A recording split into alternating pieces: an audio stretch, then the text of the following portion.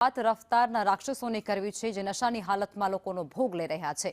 મહીસાગરમાં નશાખોર શિક્ષકનું એક કારસ્તાન સામે આવ્યું છે। દારૂડિયા શિક્ષકે કારથી બાઇક ચાલકને ટક્કર મારી। બાઇક ચાલકને અડફેટે લઈ અને 5 કિલોમીટર સુધી તે ઢસડતો રહ્યો।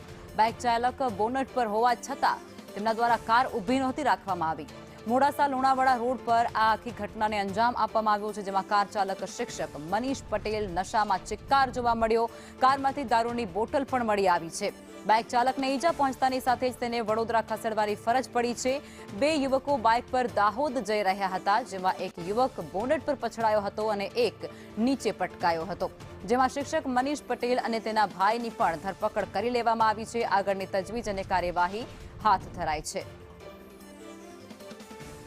તો આ ઘટના સામે આવી રહી છે, જેમાં એક શિક્ષક જે છે તે દારૂના નશામાં ચિક્કાર હાલતમાં અકસ્માત સર્જે છે। બાઇક જે સવાર હતા 2 વ્યક્તિઓ તેને અડફેટે લે છે। 2 બાઇક સવારમાંથી એક બાઇક ચાલક જે છે તે ગાડીના બોનેટ પર હતો અને બીજો છે તે નીચે હવામાં ફંગોળાઈ અને નીચે પટકાયો હતો। આખી ઘટના સામે આવી છે, જેને લઈ અને અનેક સવાલો અહીં ઊભા થઈ રહ્યા છે।